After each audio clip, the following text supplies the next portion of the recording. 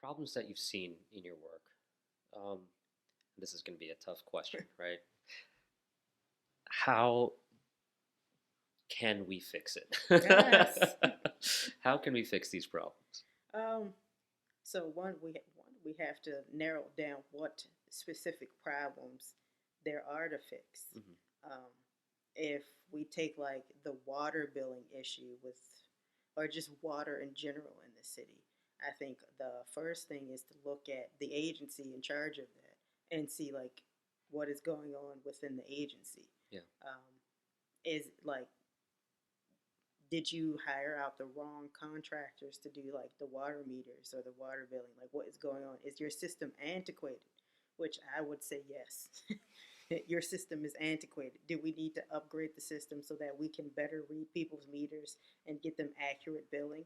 Um, are our water pipes like is our sewer system? Or is it? I don't. I'm not good with like all of that, but like the sewer system or whatever water system that we're using, does Right. that need to be upgraded? Hmm. Like, what is it that needs to be done in order to fix the issues people have with their water billing? Um, do we have to look at who's working in the agency? Do they need to be trained or do they need to be let go? Hmm. It's the same with, like with the Board of Education, like Baltimore City School System. Do we need to look like does every person on the Board of Education need to have like be looked at? Do they need to be paid that much? Right. Like, do they need to be paid that much? Like, I feel like, do we need to get a forensic auditor in here? Like, where is the money going? Hmm. Like, is it incompetence or is it gross negligence? Like, what's going on here? Right.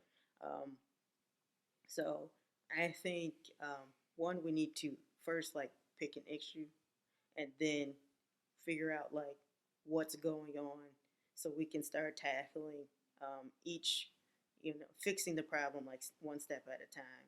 Yeah. Um, a lot of the issues in the city are huge and it's more systemic than anything. And I don't think like one person it can really do anything. Right. It's interesting if we were auditing people and seeing, or auditing these departments and seeing, okay, well, where's the money going?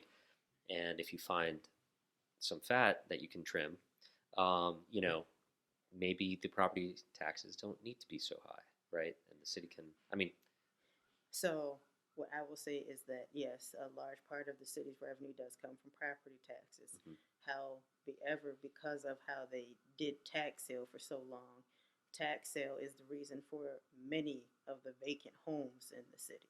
okay, Many of these vacant homes are vacant because a person got essentially priced out of their home.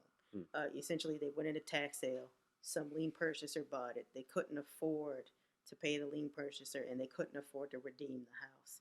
So the house just kept attacking like interest and fees on it. Property taxes just kept getting assessed to it. So like a $2,000 property tax is probably now like $22,000. wow, um, and it's going in and out of the tax sale, or we can't figure out which lien purchaser actually owns the certificate on the house. So a family who doesn't understand the tax sale process, they think, oh, this company owns my home. right, I'm just going to leave because I can't afford to redeem it. hmm, I can't afford to, buy it back or do anything. So I'm just going to leave. That's one vacant house. They have no they have actually, none to my knowledge, no process to get lien purchasers to either follow through with them taking title to the house and taking control of the house or paying the city the bid that they have made on the house. So there's like no follow through. So the lien purchasers that buy these houses in the tax sale, they pay they pay like the bid premium or what have you, but they don't actually pay the bid unless they take title to the house. Many of them don't take title to the house because they just want their attorney fees over. So there are like so many houses in the city with unmarketable title because these random lien purchasers have like these lien certificates just out there. is it possible? And I don't know anything about this area, so is there like a blight law that the city might be able to use to enforce and like I don't know, take the house maybe under city management and then just not necessarily work on it themselves, but kind of. So I don't, there's not specifically a blight law that I'm aware of. Mhm. However, the city is responsible for the vacant houses. Okay. There was a report that was just released earlier this year about how much vacant houses cost the city. It was ridiculous. I don't want to give you a wrong number or anything. I probably can look it up in my phone. But I think the city pays over $2 million to take care of just the grass for these vacant Oh homes. my God. Can I pull it up? Yeah, yeah. So I did find it is the cost of vacant and abandoned properties, a new report by 21st Century Cities. In Baltimore City, the cost for maintaining the vacants is about 100 million per year, including police, fire, mowing, and boarding, and an additional 100 million in lost revenue from unpaid taxes and unpaid Holy water bills. shit. Yes. $200 million. Yes, a year. Does the city even have 200 million? Oh my God. That's that's so insane. That's so insane. Yeah, so there is an organization called the SOS Fund. Their goal is to fight blight, but I think that is the most that we have in the city to try to fight blight. Um, of course, there's John Hopkins, but they buy homes for the tax sale. They only buy like vacant homes, Hmm. so or not. They don't buy any homeowner or non-homeowner occupied. Well, they try not to.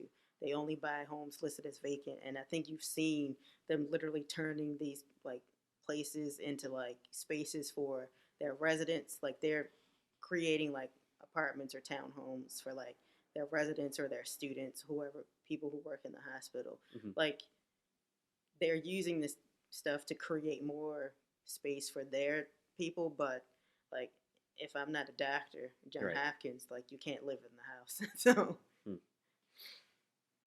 Like you said, there isn't a solid, clear solution. You just got to take one thing at a time. yeah, I just don't like. I don't understand. I think for me, like we have the mayor, right, who makes decisions about the city as a whole, Hmm. but like certain specific things, it just to me it doesn't appear like he has the ability because it seems like when they start doing the schools, because when that one mayor who currently just got out of prison, uh, Hmm. she was supposed to be putting heat and stuff in the schools, and it took her like a while to get it done, and I was like, I think a lot of this is you're going up against the school board. Like, is the school board preventing you from getting heat Right. and air conditioning in the school, like, or they add telling you to use like a specific vendor, like, so I think one honestly, I think the Baltimore City School Board needs to just be revamped. Generally, um, I don't feel like they should have the autonomy that they do Hmm. have. Like, I know every agency should be able to work within, to to do like their job to the best of their ability. I just feel like that one department has not done a good job. Yeah. I mean, we're the highest. We spend the most per capita, right, on Yeah. students, and we have the lowest grades. And more news articles coming out about how you know our teachers are passing kids that can't read, Yes. and it's just why are you passing them, you know?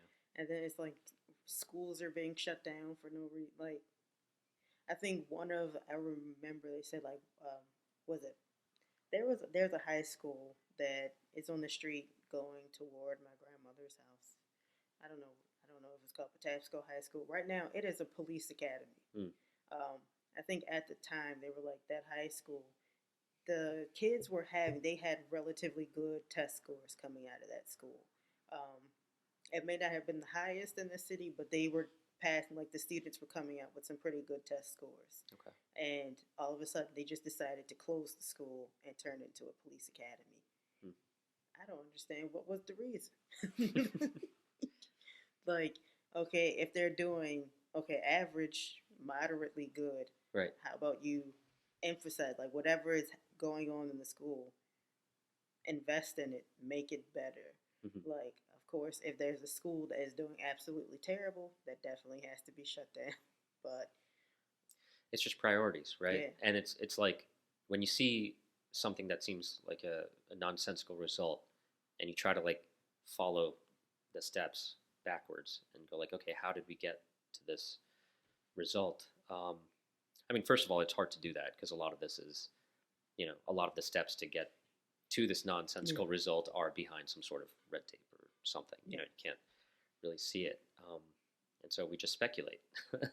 um, but I mean, I love the city. I know you do too, and I hope that eventually, we can work to make it a better place.